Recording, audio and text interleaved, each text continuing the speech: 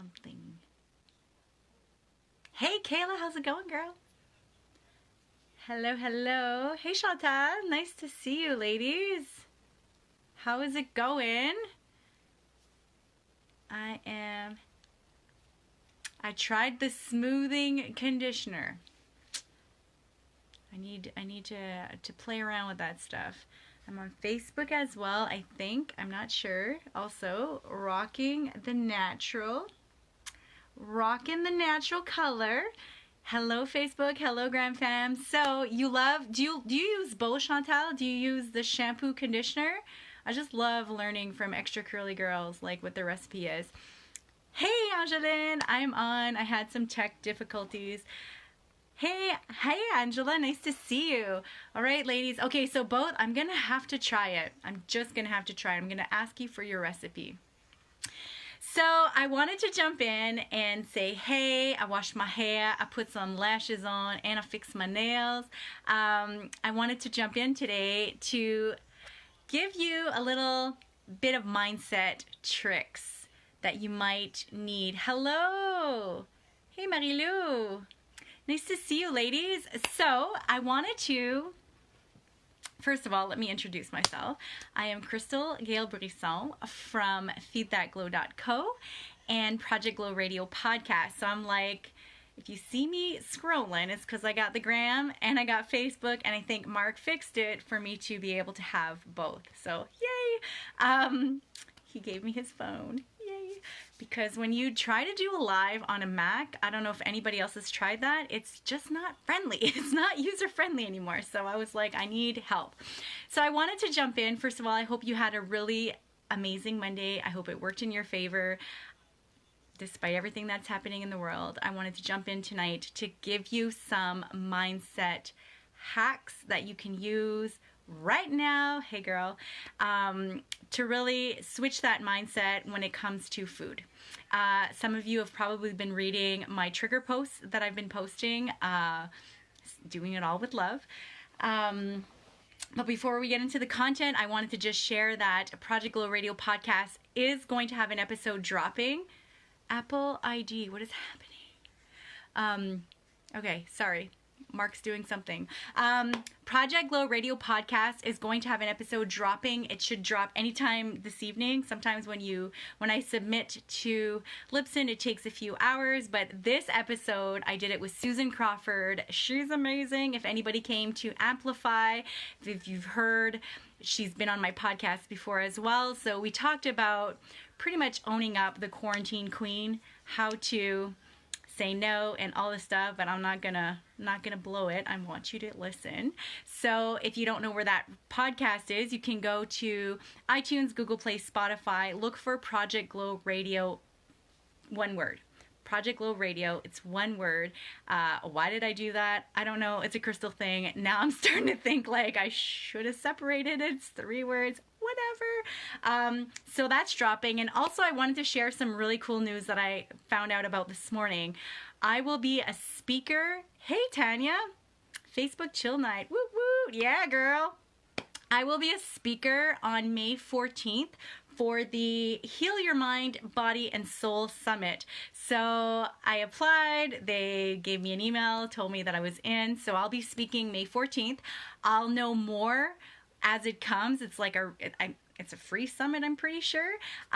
It's going to be so cool. So once I know about that, it's going to be a summit going on for 4 days, and I will be speaking more towards what is it? The resiliency. I think I'm speaking more to like the resiliency and showing up and still being able to, stay in your queen power. So I'll be speaking on May 14th. So once I know more about that, I will share, and then you can share, and it's going to be great. Hey, everybody coming in. Nice to meet you. I can wave to some people. Also, last thing that I'm going to say before we get into content tonight is the 21-day Chaos to Calm challenge. Like if you have not gone through it and you're wondering what are all these purpose words that people are tagging me in, or you're wanting to get in yourself, it is free. Just send me a message and I'll give you the link. you'll just start receiving the emails. And I created that challenge just as a way to really keep in my power when this all broke out. And yeah, I'm just giving it to anybody who needs it. So if you want it, it's yours. While you're coming in, tell me how your Monday was. Let me know that you're listening. If this is the first time that you're hearing me speak, welcome. I'm super excited. And if you have been listening to me speak for as long as I've been doing this, welcome back. Like, give me some love. Tell me how's it going. Because we're friends and all, so that's great. So tonight's content, the mindset hacks that I'm going to be giving to you, are all about the food, because I'm seeing so many people post about they're sharing memes about gaining weight, right? So, and I'm like, I get it. I know that the fear that people have, or the pressures that they're feeling right now. Listen, we are in a global pandemic. So I'm just here to like shed light to let you know there's nothing wrong with you. Stop being hard on yourself. I'm going to give you some tricks. So if the only thing I'm going to ask is if this helped you in any way, just share it on your page and then let me know that you shared so I can give you some extra love. So much baking going on here. Oh, I love baking. But it's a good way, right? To do stuff as a family. And yeah, baking is fun. And then you can freeze stuff or just enjoy it. Food is not bad. So I really love that. I love that. I'm quite lazy. I'm the lazy baker. But yeah, so what I wanted to do is I went through some of the things that I teach in Breaking the Binge Method. So this is my signature program. It's a 9-week program that I have to help women really end the self-sabotaging behaviors that they have when it comes to food and money, body image, and really start to rewrite those narratives. So I wanted to jump on tonight to really just give you some actionable tips, okay? I'm going to teach you the Smi Method. And if you've been following me for any period of time, you know that this Smi Method is like one of my staples.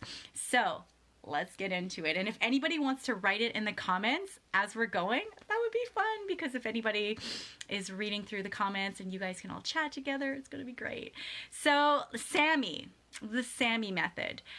For anybody who doesn't know, I have a history of, and I speak about this openly, where I struggled with body image so friggin' long, and I fought with food so long. The body battle is real. The food war is real. My first pregnancy, I gained 100 pounds. And we named that pregnancy like 4 blenders. We went through 4 blenders because I just loved milkshakes. Hello. And in my mind, I just figured that, once I had the baby, the weight would all fall off. Right? And then I worked hard, and like a lot of women do, you fall for the diet yo-yoing trap, and you just go and you go and you go. And eventually I got to a point where I did lose the weight.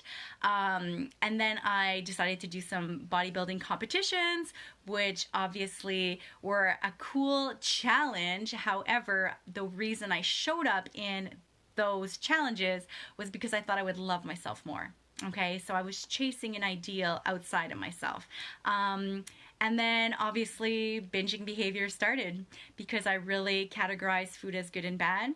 I was already predisposed to knowing that I thought something was wrong with my body. And you know what? I know I'm not different. I know I'm not special. I know that more than half of the women here are going to spend 20 to 30 years of their lives dieting.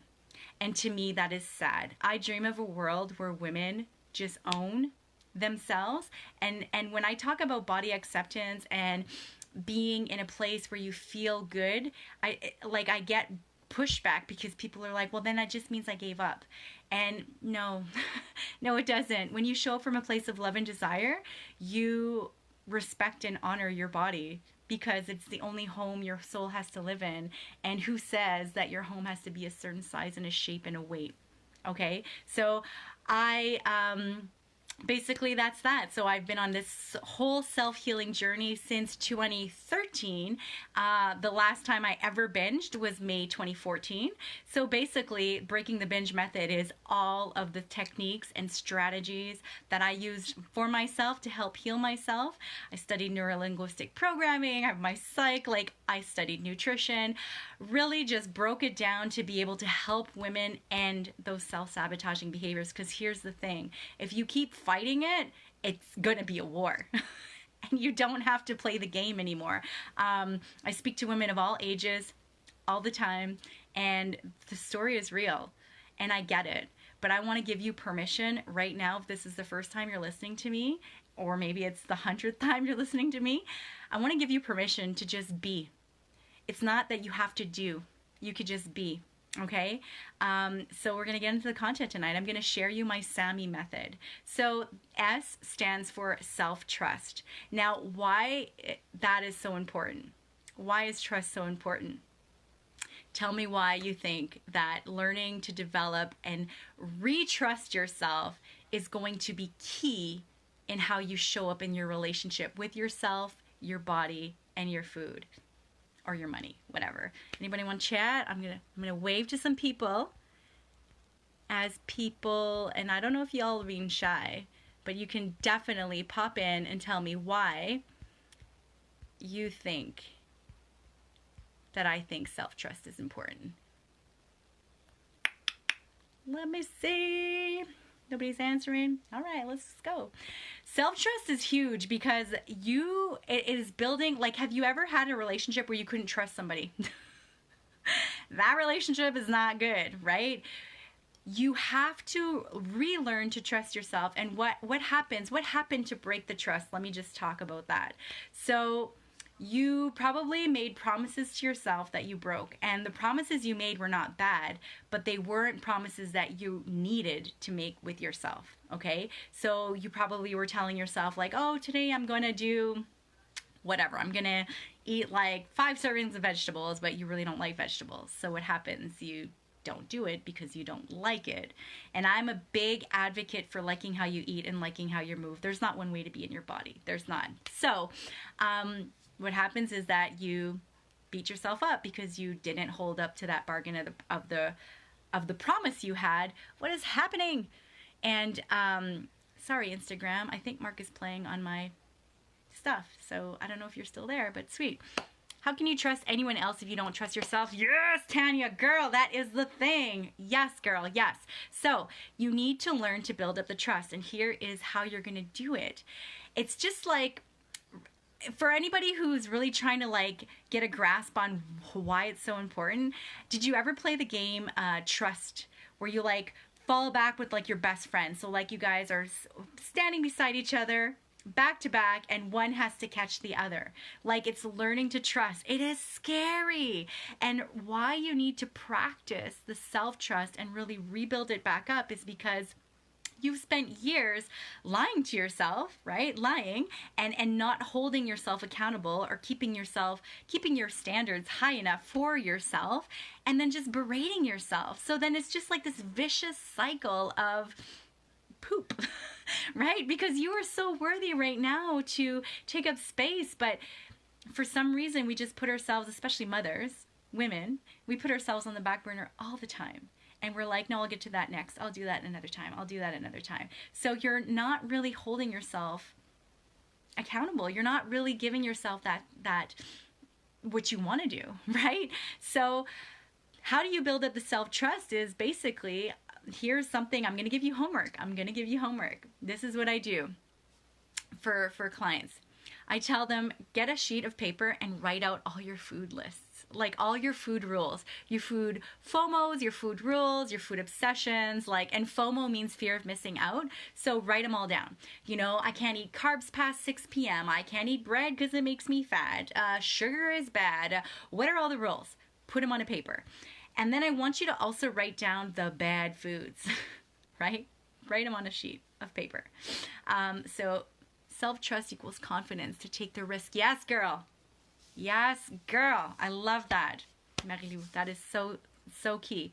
So what you're going to do, so we're talking about Smi, S is for self-trust. How do you build the self-trust? You just have to start taking messy action. And just like Marie-Lou just said, the more you take the messy actions to build the self-trust up and you show up for yourself, the more you're going to build your trust within yourself. And then, yes, this translates to everything, because basically what you're doing is you're rewriting your narrative with food, money, body image, whatever it is you have, whatever it is you want to work on your trust with, you get to change it. You get to do it, and it gets to be fun. It doesn't have to be hard. So you're going to write out a list of what all your food rules, FOMOs, phobias, obsessions, write them all down, okay? Just put them out on paper. And the reason I think that that is so important is because it's like a washing machine in our mind where it's just thoughts are going and going and going, and you're like, oh my God, it's just like consuming. And when you put it on a paper, you're going to see how much space it takes up here. And I already told you that more than half of the women that I know and that you know are going to spend 20 to 30 plus years dieting. As of the age of 6, little girls start thinking something is wrong with their bodies, okay? This is just conditioned upon us. And why? It's because of this whole beauty objectification. It's this whole way that society tells us that our looks, our body is our currency in life, and that we don't have to play this game anymore. Okay? So you're going to write a list of that. Another thing you can do for homework is if you have a scale, you're going to take a bat and you're going to beat the crap out of it. Hey, Lynn, you're going to beat the crap out of it. And why? Why do I want you to do that? Because as you're working to rebuild the self-trust within yourself, I want you to know that inside, it all comes from inside. It's not going to come from a diet. It's not going to come from an innate object that's going to tell you what your worth in the world is. It's not, right? I can't even tell you how many years I wasted of my life stepping on that scale every dang morning to let it determine. It was like my mood predictor. The scale was my mood predictor. The scale would tell me if I was going to have a good day or a bad day. And how did it tell me I'd have a good day? I lost weight. Even if it was 0.5 pounds, I lost weight, right? If it stayed the same or it went up, oh my gosh, everybody hide, okay? It was horrible, and I'm not special in this. I know too many women that use that number from this innate object for it to be like their mood predictor or to measure their self-worth. So no, if you're going to play this game with me, you're going to get rid of the scale, okay? And for some of you, that's going to like cause you some anxiety, probably because you've been using that for so long. But you're just going to, no, it's got to end. It ends today, okay? So this is how you build back up the self-trust, because now you get to start paying attention. And the reason you're putting everything on a sheet of paper, right? Just like a washing machine. Oh, who's crying? Just like a washing machine, you're going to put it on a paper. Hey, Lena, I miss you too, girl. And what this is going to do is it's going to open up your eyes. And here is where your magic is going to show up. You're going to see that the thoughts that you are occupying and the energy you're occupying, it's all happening here. So like food, exercising, picking your body apart, I'm going to tell you right now, it is occupying anywhere from 70 to 85% of your mental, emotional bandwidth up here. And I want to tell you, once you understand that there's another way to play the game, another way to show up fully in all of your queen self and just be in all of her awe, you're going to have so much more time on your hands, so much more time in your mind. You won't feel so exhausted. I'm telling you, people don't believe me. I wouldn't have believed me years ago. This is why I teach it now. I'm going to tell you, if you would have told me 7 years ago that I would be teaching this, I would have laughed in your face. I would have been like, no, because I was so stuck in my prison, I didn't understand there was another way. I didn't. And I'm telling you, there is. I'm telling you, you get to change right now. If you've been reading my posts, you know right away that the cat's in the cradle, right? The way society shows us everything, you get to change it. All of it. So you're going to put it all on a sheet of paper, your food rules, FOMOs, phobias, all down. Hey, Jess, how's it going? Write them all down, okay? And then on a second sheet of paper, I want you to write all the foods that you deem to be bad. And this is going to be important for after. Now let's get into A. A is for abundance. Here is the magic. Hey, love. Here's the magic. I need you to listen really, really closely. Abundance. How amazing is it that we have an abundance of food? We are very blessed. We are very blessed. And I'm going to just teach you something that you might not know. Not sure what's happening. That you might not know. But when I lift the veil, you're going to be like, oh, it's a whole other world here. We just went through Easter, right? And I know that quarantine time, maybe that's not the best time. Let's talk about when we were allowed to leave our houses more. Let's talk about Halloween. There is candy. Oh, Joelle, I love you. You rock. There is candy in our store anytime. Any time of day, girl. Any kind you want, you can have it. It's right there. But when Halloween comes, for some reason, it's like we forget. And the companies are so brilliant with their marketing. They'll make these pretty little packages, all so mini and cute. And in our minds, we're like, I just got to get that. I got to get that, right? And what happens, I'm going to tell you, this is what happens. We buy the candy in advance because it was on sale, and then we eat the candy. And it hasn't even been Halloween yet, so now we got to go back out and buy the candy, right? Abundance all over. And the way what you resist persists. What you resist persists. So if you have something in your house and you're like, I can't have that. I can't have that. Listen to the language, how disempowering it is. I can't have it. Listen to who's a slave right now to the food. Listen who's in charge right now, the food, right? But if you choose to have it, or if you choose to not, you're the boss, right? So when we look at it from a sense of abundance, you can have it or not. It doesn't make you bad. You're not a bad person, right? My big thing is it doesn't matter what the hell you eat. It's the thoughts you say about the food you're eating. You have to be very, very aware. And some of us, the chatter has been going on so friggin' long that we don't even pay attention to it anymore. We just take it like it's the way it's always been, so this is the way it's always going to be. That is false. That is false. This is where we grow.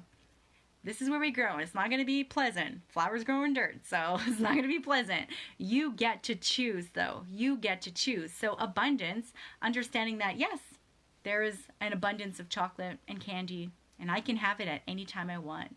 Automatically, it takes away that urge to like, oh, that FOMO, fear of missing out, right? I don't know how many times in my life when I was really in the bad binges and struggles with food, and food was like my ruler, I would go out with friends for supper, date nights, whatever, and I would eat something, and I'm going to tell you, I didn't even like what I was eating, but I finished it. Because in my mind, I was like, oh, I don't know when I'm going to get to eat this again, you know? And oftentimes, I'd be telling myself, man, I remember this tasted so much better than last time. Like, did they change the recipe? This is better than last time. It's a game. It's a mindset game. So you have to be fully present and aware that, no, man, abundance. You could choose it or not. And if you don't like it, don't eat it. There's like I do like the 2-bite rule, and this really, really helps. So this is an extra trick for y'all, where I'll take a first bite and be really present. I try not to have any distractions, be fully present, right? Take your time, slow down. I teach all this in Breaking the Binge. I take the first bite. Do I like it? I'm not sure. I'm going to take a second bite. By the second bite, I'm pretty convinced if I'm going to finish this or not.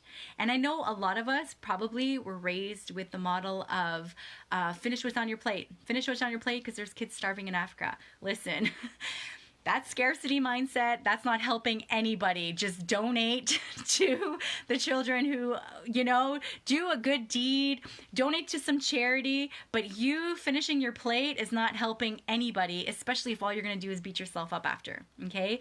what people need, right, is for you to take up space in your body, and then you'll take up space in your life, and then you're going to impact another human being in a positive way, right? So A is for abundance, kind of like I just kind of did a little tangent there. M is for, so Sammy with 2 M's, it's going to be mindfulness and moderation. It's like a double whammy. Mindfulness, I just gave you 2 tricks. When you are eating your food, be in it. It is a full experience. There's such a thing called the digestive cephalic phase, which is just a really fancy word to say that it's the full experience of your food. So if it looks appealing, if it smells good, if it tastes good, like you could hear it cooking, like it's everything. So be in it. It's an experience. Food was meant to be enjoyed. So be in it and enjoy it guilt-free, right? Just be in it. So that mindfulness is just to really be in it. Here's another trick to be in it. Eat slow. Eat slow. Too many of us, we're running. Well, now probably not as much, but we're running around. We feel like we got no time, so we just like inhale our food. And what happens with that, and what's the danger with that, is if you Hi, Lynn. Is if you inhale your food, like a lot of us do, your brain, it takes 20 minutes for your gut brain to tell your brain that you ate. So if you inhaled your food, your brain is going to be like, did we eat? Hey, gut. Hey, gut brain. Did we eat? I don't know. Do you think we ate? I think I saw something, but I don't know. Maybe it was a snack. Like maybe, I don't know. I don't think we ate. Let's eat again. That's what happens.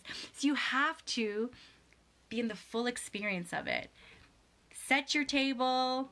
Set yourself down. No distractions. Be with those you love. And if you're alone, that's fine too. Just be in it. This is not a time to be numbing and watching Netflix or scrolling your phone on social media. Just be in it. Be in the whole experience. Enjoy your food. Like, oh my gosh, I made this beautiful recipe. It's so good. It smells so good. You take a bite. You put your fork down. You chew it, right? Have some water. It's like an experience. This way, your body is going to know, like, hey, your brain's going to know, hey, yeah, we did eat. Yeah, we ate. So that's the mindfulness piece. Moderation is just basically this. We like chocolate. You can have chocolate. You can eat all the foods you want, right? There's no good or bad. This is where you need to really pay attention, and so many people use this. We use moral labels on our food, and then we attach it to ourselves. And this is where the guilt gets stuck to us, and then we fall in a shame spiral, and it's a whole shit show after. No. Moderation is simply just being aware. Like, yeah, I love ice cream. I'm going to eat some today. It's not a big deal. Maybe I'll eat some tomorrow, but maybe I won't. I'm just going to... Moderation, right? Like, it's just a way of being, right? We know the foods that we should be eating that have more nutrients and that are going to nourish our bodies, right? We know this. We don't need somebody to tell us what to eat, there are food that is more nutritiously nutrient, then there's food that's less nutritious, and it's not a big deal. However, just try to eat more of the foods that give you more nutrients and vitamins. That's all. It's like an 80-20 rule. It's like I'm going to eat 80% of my foods that are going to give me all the vitamins and nutrients I need. And then 20% is for fun, because life is meant to be fun, right? It's just really I don't even want to use the word balance, but it's like an ebb and flow, right? So just moderation, mindfulness. So again, if anybody is joining us, we're doing the SAMI. So S is for self-trust. A is for abundance. M is for mindfulness. The other M is for moderation. And I is for the intentionality. So here is where you really get to discern why you're eating. So food has been conditioned. It's like a blueprint in our biology. It's what's kept us alive. When you were a baby, you would cry, you would get fed. You had discomfort, you would be fed.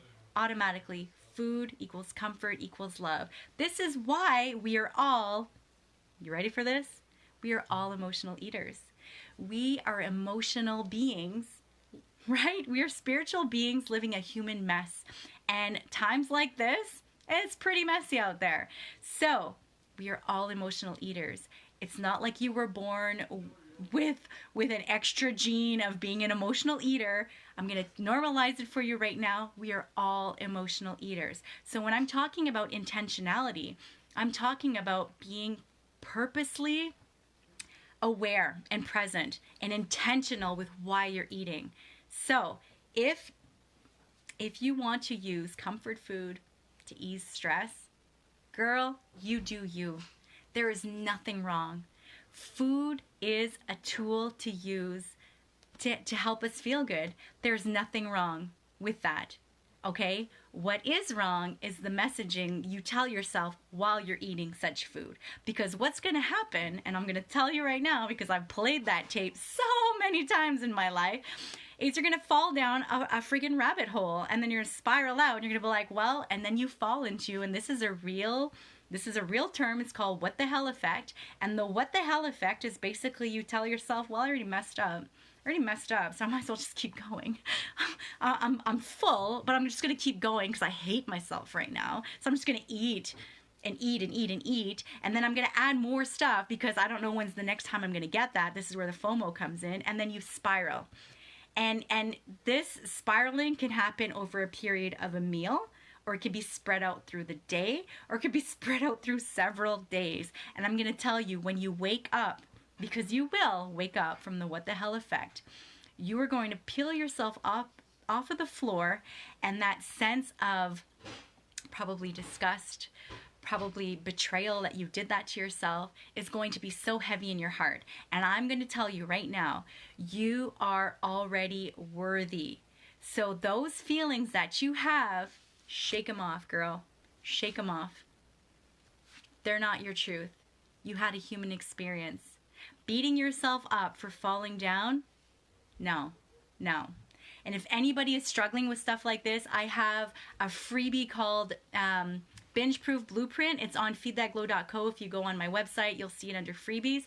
And basically, I'm just giving you what to do if you feel a binge coming on, what to do if you're in the middle of a binge, and what to do after. And what you do after is super important. You do not beat yourself up for having a human experience. You understand that you're human. You had a human experience. What does my human need right now? What does my human need right now? She probably needs extra love. If you were to look at yourself as though you were a younger version of you, and this is what we do in my Breaking the Binge, we do a lot of inner child healing. You look at the youngest version of you and you say, oh my gosh, girl, like, I'm just going to give you a hug right now. Like, what do you need? Like, what do you need right now? What are you feeling right now? And honestly, there's a reason why you fell down that loop in the first place. And I'm going to tell you why more than half of the time this happens is because you're so strict with yourself. And you have these really ridiculous pressures that, to try to perform and to try to be and to try, like, this is why at the beginning when I said with the self-trust, you're going to write down all your food rules, your FOMOs, your phobias, write them all down.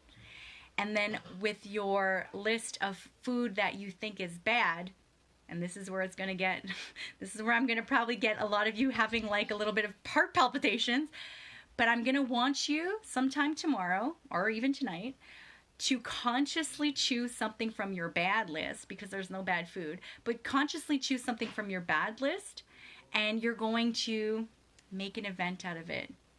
So if you love bread and you tell yourself, I can't eat bread because bread makes me fat, listen, all you're doing is feeding into this fat phobic society that we live in, which tells you that there's only one way to have a body. And I say, that's what I say to that society, because your body is an amazing body. Your body shows up for you every day. Every day. Your body takes mental, emotional, physical abuse every day, and it still loves you. It still beats. That heart of yours still beats. So this is your chance to reclaim yourself. You're going to look at your list, and you're going to say, what do I really want to choose right now? And then you're going to make a date out of it. You're going to sit with that food. You're going to be intentional with that food. You're going to enjoy the food. And then I want you to journal about it. You can journal about it as you're going through the whole process. Like if I'm super nervous, and reach out to me. I've had women reach out to me and be like, oh my God, I feel like I'm breaking a rule. I feel like I'm breaking a rule that I've been having for the past 15 years. 15 years. No, girl. No, don't live like that no more. It ends today. It ends today. So you're going to write about what that feels like. You're going to be in the experience of enjoying that food, and then write how it feels after, and then move on, right? And when those thoughts come, and those thoughts will come, and those thoughts are going to tell you that you messed up, I want you to just look at it. And here's another trick.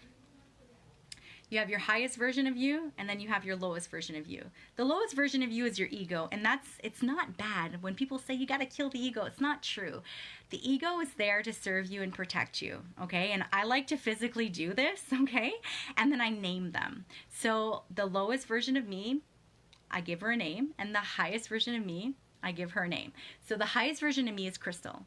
This is Crystal Gale. This is the highest version of me. And the lowest version of me, well, I just call her Chrissy. She's just trying to protect me, right? So when Chrissy starts talking and saying like, oh, you screwed up again. You screwed up again. You can't do anything right. And all the mean things she's going to say. Well, Crystal is going to say, okay, no. All right, but no, you don't get to play no more, right? So I feel like understanding that we all have two of us inside of us. We have the highest version of ourselves and the lowest version of ourselves. And when we actually just let them both speak, I don't reject what Chrissy is saying. I don't. Okay, girl, I got you. But no, it's not your time to talk no more, right? Because I got this. We're going to try something different. Try that out. So the last part I'll say about intentionality is, and this is super important, and I teach this in Breaking the Binge as well, we go a lot deeper, is if you have an emotional hunger and you try to feed it with something that is not emotional, meaning an emotional hunger is where the cravings are going to come, or you're going to have specific foods that you're going to need, and it's like it comes on instantly, and you need this one thing, right, or several one things. If you try to feed an emotional hunger with something that is not emotional, meaning it's not a hug, it's not a bath, it's not a journal, it's not a walk, it's not like, you're not asking it what it needs, but you feed it food, you will forever be hungry. Now, that's not bad, okay? But I just need you to be aware. So if you have a physiological hunger, this comes and it goes. If it comes and it goes, you'll get a hunger pain, and if you're busy, and I'll ask you, because we've all experienced this, where you're working on a project, or you're super busy and you have to get this one thing done, and then you'll get a pang of like, ooh, I'm hungry, but I can't stop right now because I have to physically finish this thing. Well, what's going to happen is that hunger is going to just go. You didn't die. It's just going to go. And then you'll be like, oh, I don't think I'm hungry anymore. Okay, keep working. It's going to come back, right? So that is a physiological hunger pain. So it comes, it goes. You can satisfy it with anything, right? You can satisfy it with anything. You're really hungry. I can give you an apple, you'll eat it. I can give you peanuts, you'll eat it. I can give you a sandwich, you'll eat it. I'll give you whatever you need, you'll eat it. An emotional hunger would be like, oh man, I really need some chips right now. Like I really need like those salt and vinegar chips right now. Like I like the Miss Vickies. It's very specific. Right? So when you can understand that, you don't beat the human up. You don't beat the human up. You just be intentional and you say, okay, do I really want to have this right now? Yep. Yeah, I do. And then you take it and you enjoy it.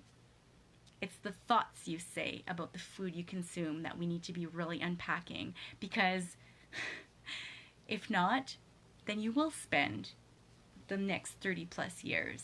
And many of you, I'm 41, many of you are either my age, a little bit younger, a little bit older, and this is a cycle you've been stuck in for a long time. So all I'm simply doing is turning on the light switch and letting you see the full room so that you get to choose. You get to choose.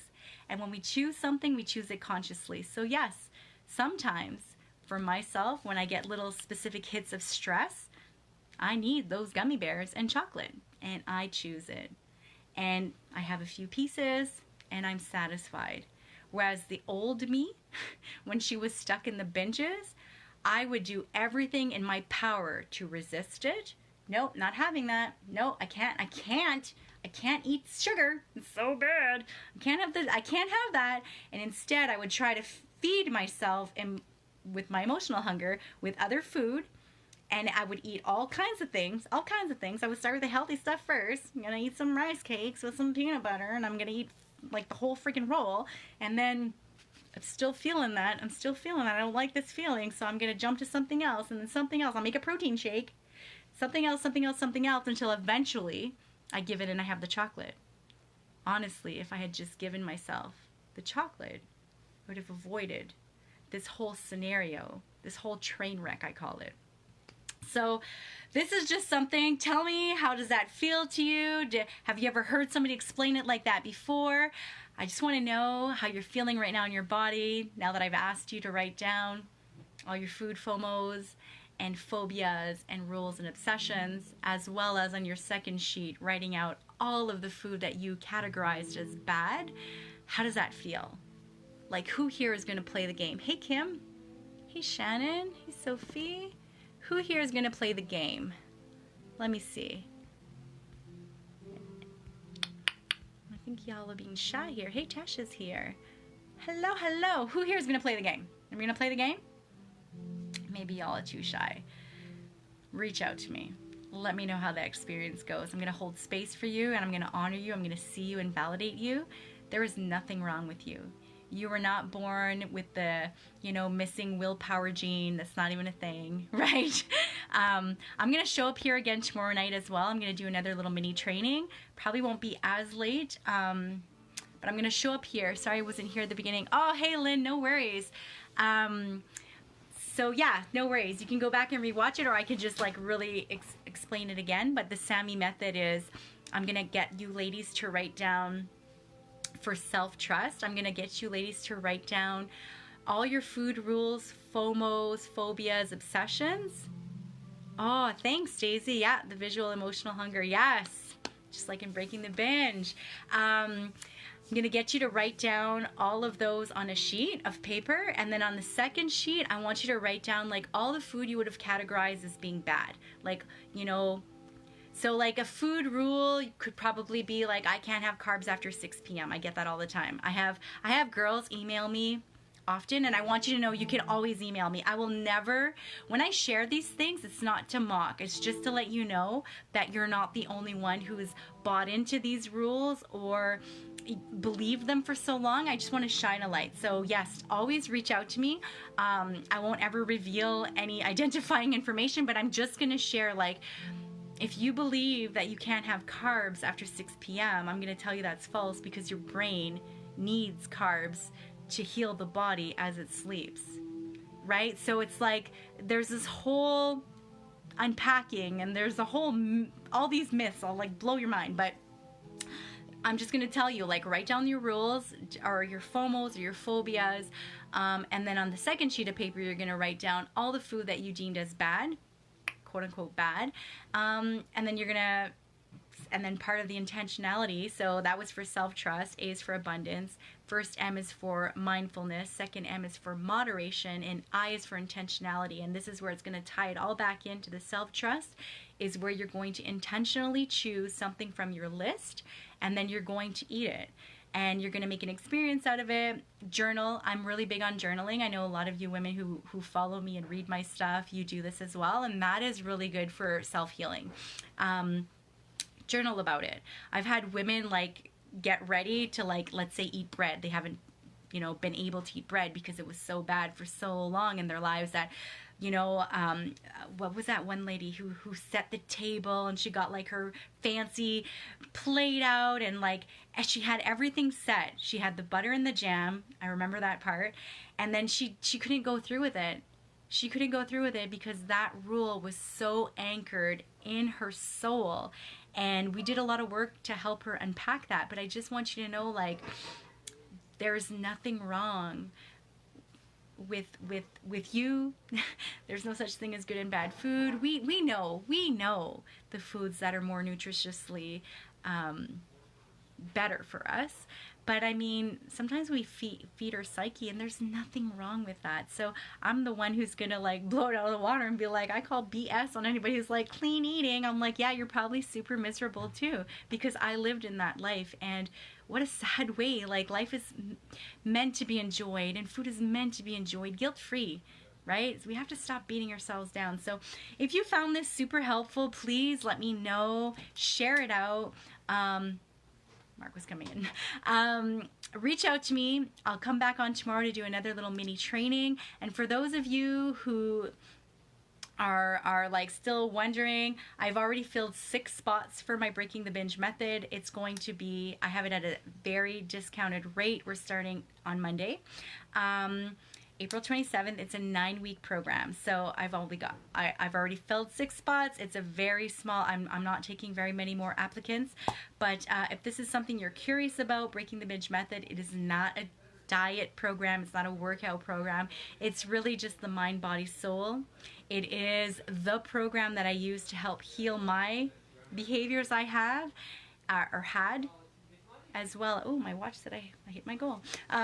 As well as students. So I've ran this program numerous times in different iterations, and it is now a 9-week program. I'm very proud of this program. So yeah, if you're curious about it, and maybe you want to figure out if it's for you, let me know. We can talk. I will tell you right off the bat if I don't think that it's a fit for you. I will let you know. Last round I turned down 6 women, and I don't say that to sound cocky. I'm just really in my I really believe in showing up from a place of integrity. And I'm not just going to take somebody's money. Like, I need to know that this is really for you. And if it's not for you, I just refer on, or I give other tips. So if you're like, oh, I don't know, like, let's just get on a chat. Let's get on a call, and I'll give you some actionable advice in any way that I can to help you. And if it's a fit for you, I'll let you know. And if not, it's a no. I had 2 women from last round, when I, like, out of the 6, that were like, please. And I was like, not now. It's not for you right now. So I will be back on tomorrow night. I have another training planned just to help give you some more mindset tips to feel in your power, because I know that being at home, especially in quarantine, and a lot of us, we can't really move our bodies a lot. Perhaps wherever you are in the world, I found out somebody was like following me from the UK, which is really freaking cool. So depending where you are in the world, I know that there's really strict restrictions where you can't leave. So I'm going to give you extra tips on how to take up space in your body, but not feel like you're losing the battle, okay? Because here's the thing, the battle goes away when you put the weapons down. Like, the war ends, and I'm gonna show you how to win this war with love and respect and honor, instead of self-criticism, disgust, and all that other junk. So I'll be back tomorrow. I'm super excited, and probably be back on tomorrow closer to 8:30, because I have a little training call prior. And yeah, so if this video helped you, please share it out. If you share it out, PS, it's going to show up on your memories in a year from now. And I really love using Facebook as my diary. And listen to this, I use it in a way where it keeps me in my power. It's like the digital sands of time. So whatever I'm posting and creating, sharing, I always ask myself, when this comes back in a year from now, am I going to be proud of this moment? So if this is something that helped you, I'm just giving you a little trick. If you share it on your page in a year from now, when it comes back, you can be like, oh yeah, I remember that. I remember feeling like that. And this is how we grow. It's so awesome when you can look back and be like, oh yeah, I remember when I struggled with that, and now I got over the other side. So we're all in this together. Thank you so much for being here with me. Have a great night. Goodbye, Instagram. Peace, love. I'm gonna say bye. Here we go. And let me just say bye. There we go. Goodbye, Facebook. Peace, love. Bye-bye.